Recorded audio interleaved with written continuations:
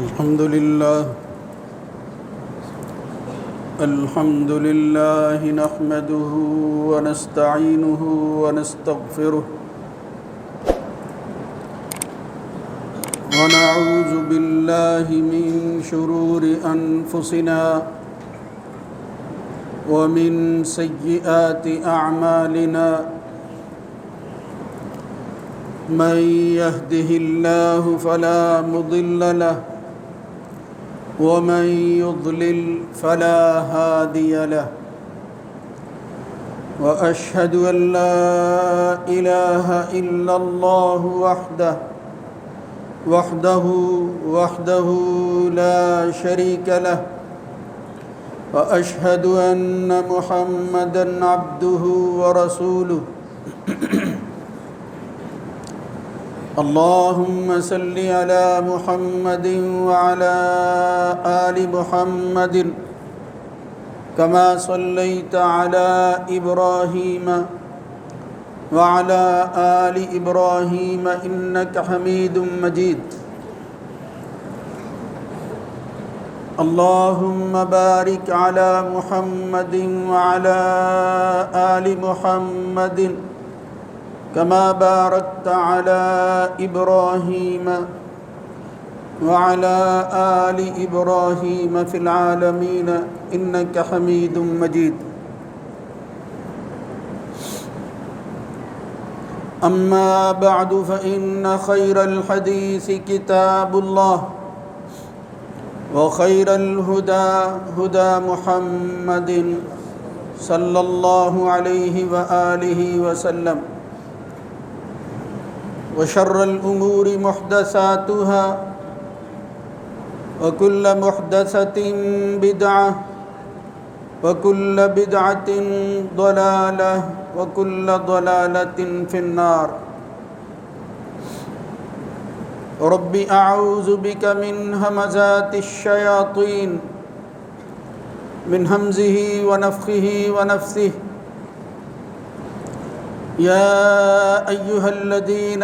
آمنوا اتقوا الله حق تقاته ولا تموتن إلا وأنتم مسلمون يا أيها الناس اتقوا ربكم الذي خلقكم من نفس واحدة وخلق منها زوجها وبث منهما رجالا كثيرا ونساء واتقوا الله الذي تساءلون به والأرحام إن الله كان عليكم رقيبا يا أيها الذين آمنوا اتقوا الله وقولوا قولا سديدا يصلح لكم أعمالكم ويغفر لكم ذنوبكم ومن يطع الله ورسوله فقد فاز فوزا عظيما رب اشرح لي صدري ويسر لي أمري واحلل عقدة من لساني يفقه قولي إنما يعمر مساجد الله من آمن بالله واليوم الآخر وأقام الصلاة وآتى الزكاة ولم يخش إلا الله فعسى أولئك أن يكونوا من المهتدين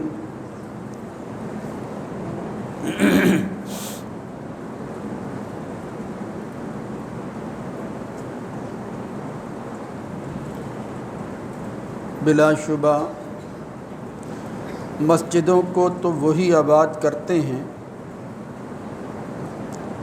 اللہ کی مساجد کی تعمیر وہ کرتے ہیں جو اللہ پر ایمان لاتے ہیں، آخرت کے دن کو مانتے ہیں اور پھر نماز قائم کرتے ہیں اور زکوٰۃ ادا کرتے ہیں۔ اللہ کے علاوہ وہ کسی سے نہیں ڈرتے۔ یہی لوگ ہیں جو ہدایت پر ہیں اور امید ہے کہ وہ ہدایت پر رہیں گے۔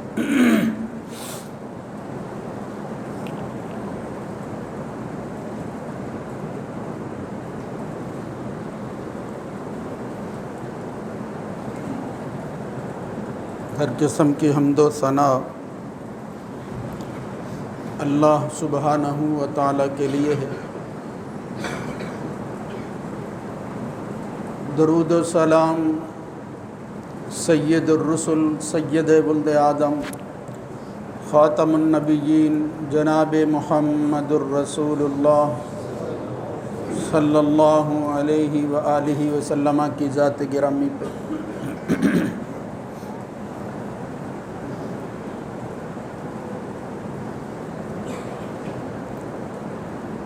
اللہ کی بندگی کے حوالہ سے بندے کا اپنے مالک سے جو ربط اور تعلق ہے وہ کس طرح قائم رہ سکتا ہے، اس میں اضافہ اور بڑھوتری کیسے ہو سکتی ہے، اس کے لیے بندے کو غافل نہیں رہنا چاہیے، ورنہ اللہ تعالیٰ نے عبادات کا ایسا نظام بنایا ہے کہ جن کو اختیار کرنے کے بعد یہ نسبت کمزور نہیں ہوتی، اس میں قوت اور اضافہ ہی ہوتا جاتا ہے۔ یہ ایک ایسا ذریعہ ہے جس کو اختیار کرنے کے بعد بندہ اپنے رب کے ساتھ جڑ جاتا ہے، اور پھر یہ جوڑ اور مضبوطی اتنی آگے بڑھ جاتی ہے کہ پھر وہ مالک اپنے اس بندے کی خواہشات کی قدر کرتا ہے۔ اس کے لیے اللہ تعالیٰ نے دن اور رات میں 5 نمازوں کا اہتمام کیا، حکم دے کر اپنے نبی کو خاص موقع پر اپنے پاس بلا کر یہ تحفہ عنایت کیا۔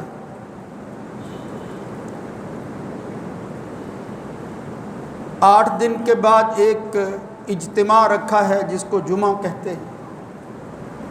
کہیں سال کے بعد 2 عیدوں کا اجتماع ہے، کہیں پوری دنیا کے مسلمانوں کا اکٹھ ہے جسے حج کہا جاتا ہے۔ تو یہ اجتماعیت پر بڑا زور ہے، اور اس کی بنیاد جو ہے وہ اللہ کی بندگی، یعنی اس کو عبادت سمجھ کر اکٹھے ہونا اور پھر اس کو اللہ کی رضا کے تابع رکھ کر وقت گزارنا، یہ دراصل ان اجتماعات کا مقصد ہے۔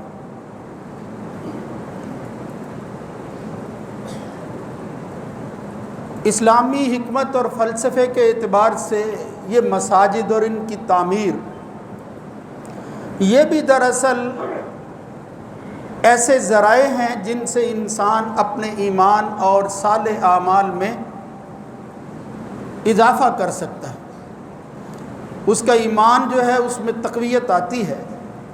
اور اس کی نیکیاں جو ہیں، صالح اعمال جو ہیں، ان میں ترقی ہوتی ہے ان عبادات کے مقامات کی وجہ سے۔ اس لیے گھروں کو چھوڑ کر ان مساجد کو، ان عبادات کی جگہوں کو، معبد جنہیں کہا جاتا ہے، انہیں آباد کرنا یہ بھی مسلمان کی ذمہ داری ہے۔ محمد الرسول اللہ صلی اللہ علیہ وآلہ وسلم نے اپنی مدنی زندگی میں جب آپ کو کچھ استقامت اور استقلال ملا ہے، کچھ پاؤں جمے ہیں مسلمانوں کے، تو سب سے پہلا کام اللہ کے گھروں کی تعمیر کا کیا، اور یہ اتفاق کی بات ہے کہ نبی کریم صلی اللہ علیہ وسلم ابھی ہجرت کے سفر میں تھے کہ قباء کے قریب ایک بستی تھی، وہاں رسول اللہ صلی اللہ علیہ وسلم نے جمعے کی نماز ادا کی، یعنی اتفاق سے ظہر کے وقت جمعے کا دن تھا، تو آپ نے جمعہ جو ہے وہ بھی درمیان میں ادا کیا، اور وہاں اب ایک مسجد بھی تعمیر ہے مسجد جمعہ کے نام سے۔ ایک مسئلہ زیر بحث تھا، ایک دوست نے میری توجہ بھی دلائی اور استفسار بھی کیا کہ کیا محلے اور علاقے کی مسجد کو چھوڑ کر دور مسجد میں نماز پڑھنا، بالخصوص جمعے کی ادائیگی، اس کی شرعی حیثیت کیا ہے؟ شرعاً کیا یہ کوئی جواز نکلتا ہے کہ بندہ اپنے علاقے اور محلے کی مسجد کو چھوڑے اور دور چلا جائے؟ جس طرح میں نے عرض کیا کہ حکمت اور فلسفہ تو یہی ہے کہ مساجد جس جس جگہ پر ہیں ان کو آباد کیا جائے، وہاں کے لوگ آباد کریں۔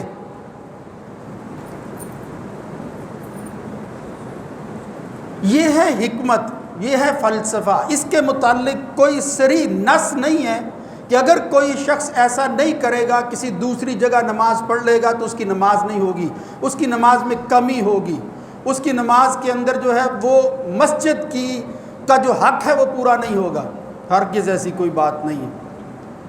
بلکہ قرآن و سنت سے تو یہ معلوم ہوتا ہے، بالخصوص نبی کریم صلی اللہ علیہ وسلم کی احادیث اور سنت اور واقعات بتاتے ہیں کہ خود رسول اللہ صلی اللہ علیہ وسلم نے فرمایا کہ اگر کوئی شخص دور پیدل چل کر مسجد کی طرف جاتا ہے تو اللہ رب العزت اس کی نیت کے مطابق اس کے ہر قدم پر اس کو اجر عطا فرماتے ہیں۔ ان اعظم الناس اجرا ابعدهم فابعدهم ممشا الى الصلاۃ، اجر کے اعتبار سے لوگوں میں سب سے زیادہ عظمت والا وہ شخص ہے جو دور سے دور چل کر مسجد جاتا ہے، یعنی مسجد موجود ہے، اس کے محلے میں ہے، آباد ہے، لوگ جو ہے وہ وہاں نماز پڑھتے ہیں، اس کی خواہش یہ ہے کہ میں جو ہے وہ اس اجر کو حاصل کروں۔ یا دوسری بات یہ ہے کہ اور حکمتیں بھی ہیں اور فوائد بھی ہیں اس کے ذہن میں،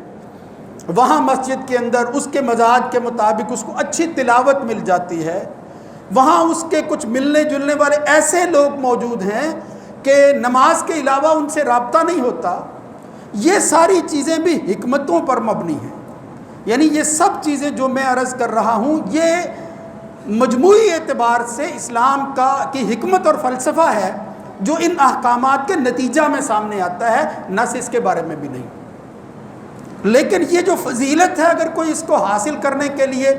کوشش کرتا ہے اور دور جاتا ہے، جس طرح کہ اور ایک حدیث میں ایک واقعہ آتا ہے، بنو سلمہ کے کچھ لوگ وہ بالخصوص دور سے آتے تھے نماز پڑھنے کے لیے، نبی کریم صلی اللہ علیہ وسلم کو پتہ چلا، اور حدیث صحیح مسلم میں آتا ہے خلت البقاع حول المسجد، مسجد کے ارد گرد کچھ علاقے، کچھ ایسی جگہ تھی جو خالی ہو گئی، یعنی وہاں جو ہے وہ تعمیر ہو سکتی تھی، کوئی خرید سکتا تھا اس کو۔ فَأَرَادَ بَنُو سَلِمَةَ أَن يَنْتَقِلُوا قُرْبَ الْمَسْجِدِ، خواہش بہت اچھی تھی بنو سلمہ کی کہ ہم مسجد کے قریب ہو جائیں۔ محمد الرسول اللہ صلی اللہ علیہ وسلم کو جب پتہ چلا، حضور نے پوچھا کہ بلغنی ذالک النبی صلی اللہ علیہ وسلم،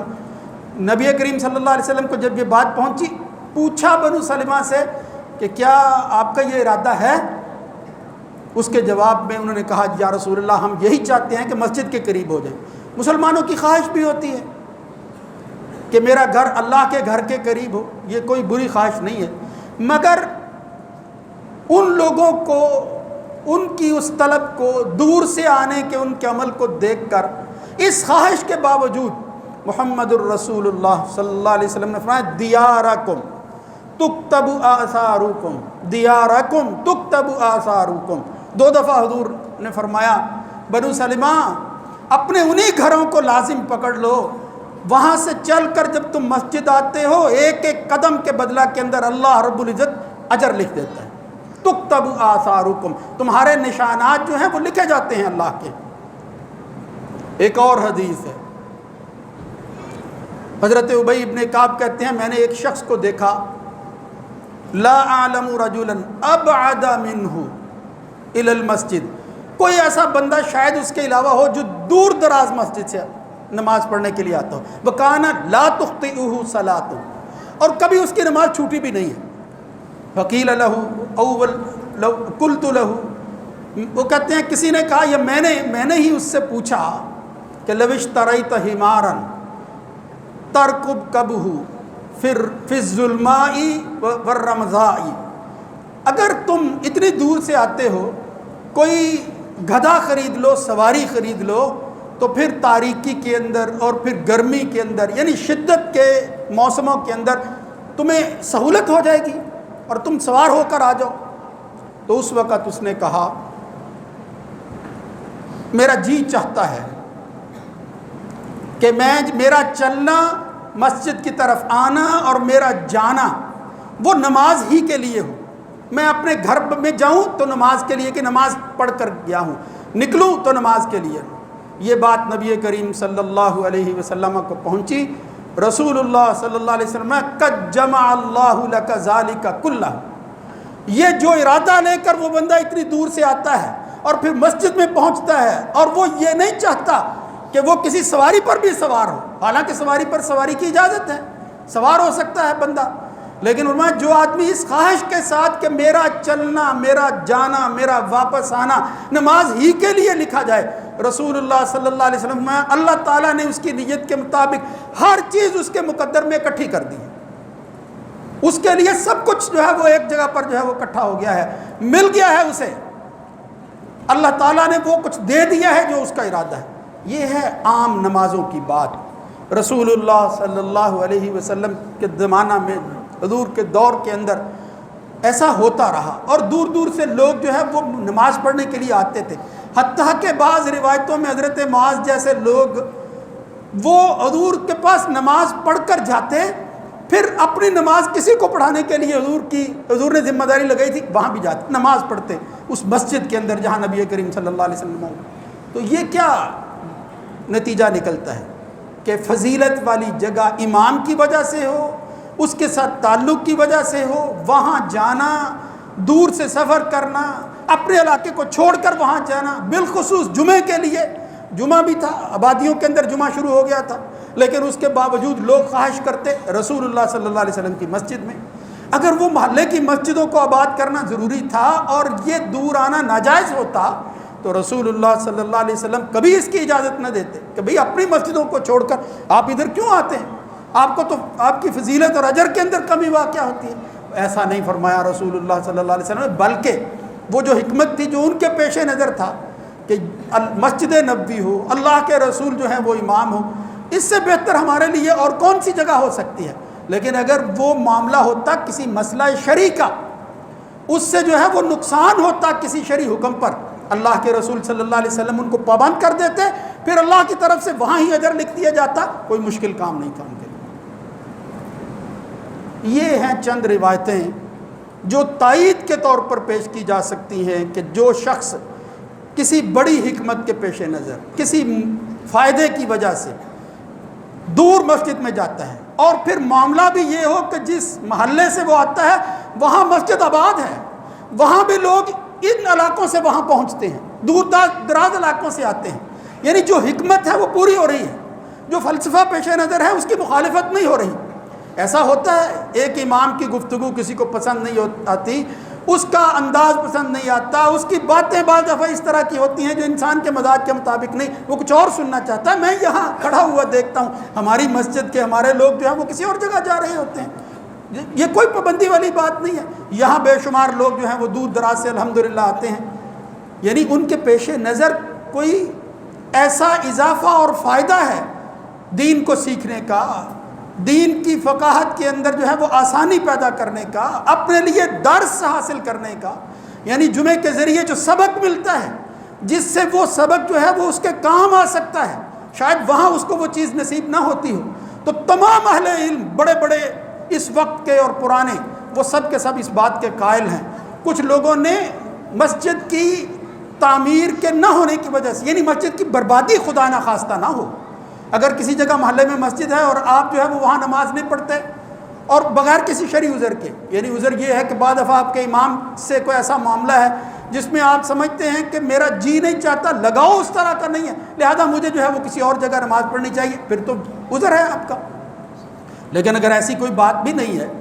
کوئی عقیدے کا بھی مسئلہ نہیں ہے، بلا وجہ جو ہے وہ پھر آپ اس کو چھوڑ کر برباد کرتے ہیں خدا نخواستہ، وہاں کوئی نماز پڑھنے والا ہی نہیں ہوتا، تو پھر اس مسجد کی انتظامیہ کو بھی سوچنا چاہیے کہ آخر ایسا کیا ہو گیا ہے۔ ورنہ اس کے علاوہ نماز کے لیے کسی اور جگہ جانا، اس نیت کے پیش نظر جو احادیث میں نے پیش کی ہیں، اور پھر جمعہ کی خاطر جو ہے وہ سفر اختیار کرنا، اگر عام نمازوں کا یہ معاملہ ہے کہ ہر قدم کے بدلہ کے اندر ان کا جانا آنا وہ اللہ کے ہاں جو ہے وہ تکتب آثارکم کی روشنی کے اندر لکھا جاتا ہے، تو رسول اللہ صلی اللہ علیہ وسلم نے جمعے کے متعلق ابو داؤد اور ترمذی وغیرہ میں صحیح حدیث آتی ہے جس میں رسول اللہ صلی اللہ علیہ وسلم نے فرمایا من غسل واغتسل، جس نے غسل کروایا خود کیا، بکرا وابتکر، صبح جلدی کی ہے دوسروں کو کروائی ہے، ومشا، اور پھر وہ چلا ہے، ولم یرکب، اور پھر وہ سوار بھی نہیں ہوا، ودنا من الامام، یہ ساری شرطیں بھی پوری کرتا ہے، یا ان میں سے کچھ پوری کرتا ہے تو اس کے مطابق اس کا اجر جو ہے وہ ملتا ہے۔ اگر کسی کو مجبوری ہے وہ سوار ہو کر آ جاتا ہے تو ظاہر ہے کہ اس کے مطابق وہ ساری شرطیں تو پوری نہیں ہیں، لیکن میں اگر کوئی اس کی بھی کوشش کرتا ہے، وَدَنَا مِنَ الْإِمَامِ، امام کے قریب بیٹھتا ہے، وَاسْتَمَعَ، اور پھر غور سے بات بھی سنتا ہے کیا کہی جا رہی ہے۔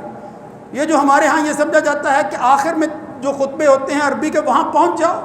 یہ گفتگو سننے کی ضرورت نہیں ہے۔ اتنی بڑی غلطی مسلمانوں کو لگی ہے کہ جس کی وجہ سے جمعے کی روح ختم ہو جاتی ہے۔ اگر یہ گفتگو ہی نہیں سننی، جمعے کا 8 دن کے بعد جو بیان کرنا مقصود ہے، ایک ضرورت کی چیز ہے، تمہارے لیے درس و تدریس ہے، جس میں اگر آپ نے وہ چھوڑ دی ہے تو فرمایا پھر تو کوئی مقصد ہی نہیں ہے اس اجتماع کا۔ یہ جو عربی کے خطبات کے اندر یہ تو پھر ایک کاروائی سی ہے۔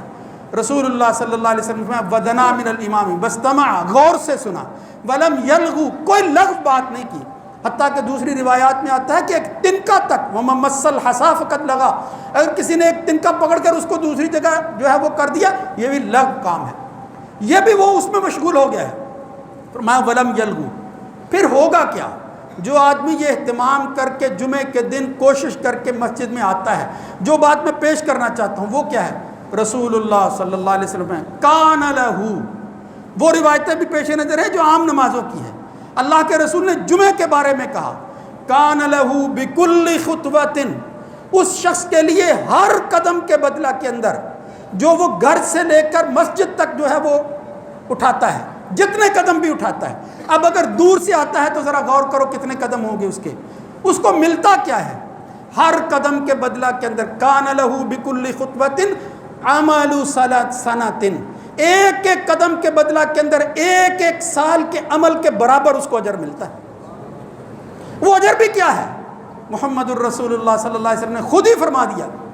وہ اجر ہے کیا، کون سا عمل ہے جس کا اجر جو ہے وہ ملتا ہے؟ اجر صیامہا و قیامہا، جس طرح ایک آدمی روزہ رکھتا ہے اور قیام کرتا ہے تو اس کا بدلہ اور اجر اس کو ملتا ہے۔ نماز جمعہ کے لیے ایک ایک قدم کے بدلہ کے اندر وہ قدم اٹھا کر جب وہ مسجد میں آتا ہے، ہر قدم کے بدلہ کے اندر 1 سال کے عمل، اور وہ عمل بھی کیا ہے کہ وہ روزے کی حالت میں ہو اور قیام کی حالت میں۔ اللہ رب العزت اس کو عطا فرمائے۔ اب آپ اندازہ کریں اگر کوئی شخص اسی نیت کے ساتھ جو ہے وہ یہ کام کرتا ہے، اور دیگر فوائد جو ہیں وہ اس کے پیش نظر ہیں، اور واقعی حکمتیں بھی وہ ذہن میں رکھے ہوئے ہیں، مسجد جو اس کے علاقے کی ہے اس کو برباد کرنا اس کی نیت نہ ہو، اور پھر جو فوائد ہیں ان کو حاصل کرنا ہو، تو ایسی صورت کے اندر دور جانا، کسی ایسی جگہ جانا جو محلے کے قریب نہیں ہے، وہ نہ صرف جو ہے وہ جائز ہے بلکہ اس کے اندر بعض دفعہ فضیلت شامل ہو جاتی ہے، کوئی حرج والی بات نہیں ہے۔ اگر دوستوں اور احباب کے ذہن میں یہ آتا ہے، بعض لوگ، میں یہ بھی بات کر دوں، جب وہ اس طرح کی باتیں لکھتے ہیں تو جو لوگ اس مسجد میں ہوتے ہیں جو قریب ہوتے ہیں، تو یا وہ دور والے لوگ جو ہیں وہ ویسے اس کی دلجوئی کی خاطر یا اپنی عاجزی کی خاطر کہتے ہیں کہ میرا تو جی چاہتا ہے کہ یہ ادھر ہی پڑھے، مطلب یہ ہے کہ میرے لیے کوئی پابندی نہیں ہے، اس میں بھی کوئی صریح نص نہیں ہوتی، اس میں بھی کوئی پابندی نہیں ہوتی امام کے لیے وہ کہے کہ بھائی آپ مسجد کو چھوڑ کر اپنے علاقے کی آ رہے ہیں، آپ غلط کام کر رہے ہیں، ہرگز۔ یعنی کسی امام نے بھی، کسی عالم نے بھی، اس وقت کے بڑے بڑے عظیم محدثین نے بھی ان کی کتابیں پڑھیں، تحریر دیکھیں، کوئی بات ایسی نہیں لکھی، بلکہ انہوں نے کہا یہ کئی ہم نے بندے دیکھے 10 سال ہو گئے ہیں ان کو، شیخ حسین نے ایک جگہ لکھا کہ 10 سال ہو گئے میں بندوں کو دیکھتا ہوں، وہ دور دور سے جو ہے وہ ایک مسجد میں جاتے ہیں، کبھی ہم نے نہیں کہا کہ یہ تم ناجائز کرتے ہیں، حالانکہ ان کو ٹوک دینا چاہیے۔ تو بہرحال مجھے اس فقہی مسئلے کے حوالہ سے میں خیال میں آیا بھائی کی توجہ دلانے کی وجہ سے کہ بعض لوگ اگر آتے ہیں یہاں سے کچھ چلے جاتے ہیں تو ان کے ذہن میں یہ نہ ہو کہ خدا نہ خواستہ وہ جمعہ پڑھنے جاتے ہیں لیکن جمعہ بھی ان کا نہ ہو اور وہ شریعت کی مخالفت ہو، تو اس لیے یہ گزارش جو ہے وہ بہت ضروری تھی۔ اللہ رب العزت اس صحابی کے عمل کے مطابق ہر آدمی کو اس کی نیت کے مطابق وہ سب کچھ اکٹھا کر کے دے دے جس نیت کے ساتھ وہ کسی جگہ جمعہ پڑھنے کے لیے جا رہا ہے۔ اقول قولی ھذا استغفر اللہ لی ولکم ولسائر المسلمین۔